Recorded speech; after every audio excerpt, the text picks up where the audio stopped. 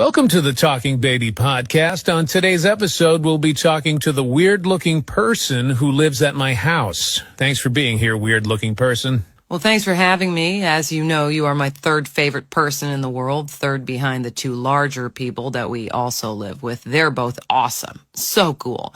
You're fine, and right now those two larger people are both busy and not paying attention to me at all, so happy to chat with you. So to kick things off, I want to ask you a question, and I apologize in advance if it's naive or ignorant. Look, I'm a baby. I don't really know stuff yet, so just keep that in mind.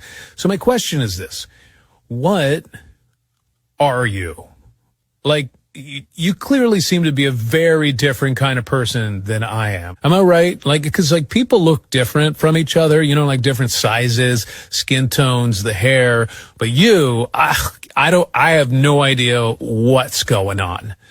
Does this make any sense to you? Am I crazy? Oh, no, dude, you're 100% right. I've had that thought so many times. Look, I don't really know what I am. That's not really the kind of thing I think about or care about, but I do know that I'm significantly different than you and the other people who live in this house, for sure. Okay. Well, so aside from how weird you look, what are other differences? Well, for one, I'm not allowed to poo or pee inside the house. So you guys can do it no problem. In your case, you just go in your pants wherever and whenever you want, which, by the way, mad respect. That's one of the things I like the most about you. I'm actually pooing right now. Oh, I know. I can smell it. But yeah, for some reason, I can't go in here. When I first got here, I did it a few times, but the larger people that we live with were not into it. So I got the message after a couple weeks. Huh.